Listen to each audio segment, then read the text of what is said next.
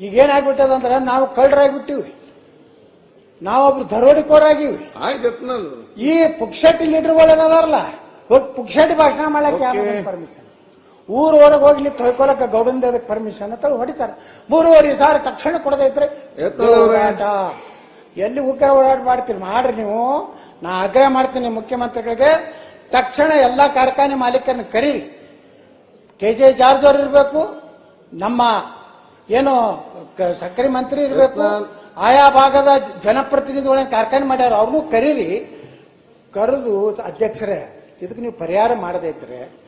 ಸಕ್ಕರೆ ಕಾರ್ಖಾನೆ, ಒಂದು ಸಕ್ಕರೆ ಕಾರ್ಖಾನೆಗಳು ಕರ್ನಾಟಕ ಬಂದಾದ್ರೆ ಲಕ್ಷಾಂತರ ಕೋಟಿ ವ್ಯವಹಾರ ಬಂದಾಗ್ತದೆ. ಒಂದು ಪಂಚರ್ ಅಂಗಡಿ, ಕಿರಾಣಿ ಅಂಗಡಿ, ಬಂಗಾರ ಅಂಗಡಿ, ರೈತ, ಅರ್ಬಿ ಅಂಗಡಿ ಎಲ್ಲರೂ ಅದ್ರ ಮ್ಯಾಗ ಡಿಪೆಂಡ್ ಅದಾರ. ಅಧ್ಯಕ್ಷರೇ ನಾ ಕೈ ಮುಗಿದು ಮುಖ್ಯಮಂತ್ರಿ ಅವ್ರಿಗೆ ಕೇಳ್ತೀನಿ, ನೀವು ಅದಕ್ಕೆ ಪರಿಹಾರ ಏನ್ ಹೇಳ್ರಿ? ಪರಿಹಾರ ಹೇಳಿದ್ರೆ ಬರೀ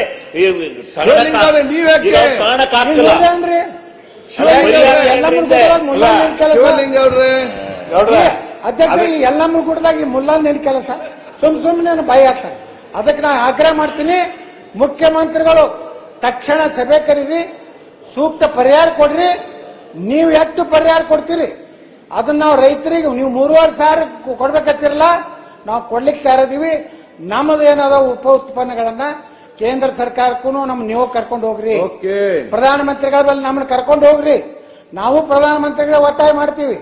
ಪ್ರಧಾನಮಂತ್ರಿಗಳ ನಿರ್ಣಯ ಮಾಡಿದ್ರಿಂದಲೇ ಈ ದೇಶದಾಗ ಸುಮಾರು ಒಂದು ವರ್ಷಕ್ಕೆ $1,00,000 ಕೋಟಿ ಫಾರಿನ್ ಎಕ್ಸ್ಚೇಂಜ್ ಉಳಿದಲಿಕ್ಕೆ ಕಾರಣ ನರೇಂದ್ರ ಮೋದಿ ಅವರು ಅಂತ ಮಾತನ್ನು ಹೇಳಿ ನಾನು ಅಭಿನಂದನೆಯನ್ನ ನಮ್ಮ ನಿತಿನ್ ಗಡ್ಕರಿ ಸಲ್ಲಿಸಿ, ಯಾರೇ ರಾಜಕಾರಣ ಮಾಡಲಿ, ಯಾರೇ ನನ್ನ ವಿರುದ್ಧ ಕೇಂದ್ರ ಹೈಕಮಾಂಡ್ ಕೇಳಿ, ಐ ಡೋಂಟ್ ಕೇರ್. ನಾನು ರೈತರ ಪರವಾಗಿರ್ತೀನಿ, ಕಾರ್ಖಾನೆಗಳ ಪರವಾಗಿರ್ತೀನಿ, ಉತ್ತರ ಕರ್ನಾಟಕ ಪರವಾಗಿರ್ತೀನಿ, ಸಮಗ್ರ ಕರ್ನಾಟಕ ಪರವಾಗಿರ್ತೀನಿ. ಕರ್ನಾಟಕ ಒಂದೇ ಇರಬೇಕು, ನಾವೆಲ್ಲ ಸಮಾನತೆಯಿಂದ ಅಭಿವೃದ್ಧಿ ಆಗ್ಬೇಕಂತ ಕೇಳ್ಕೊಂಡು ನಾನು ಮಾತು ಮುಗಿಸ್ತೀನಿ.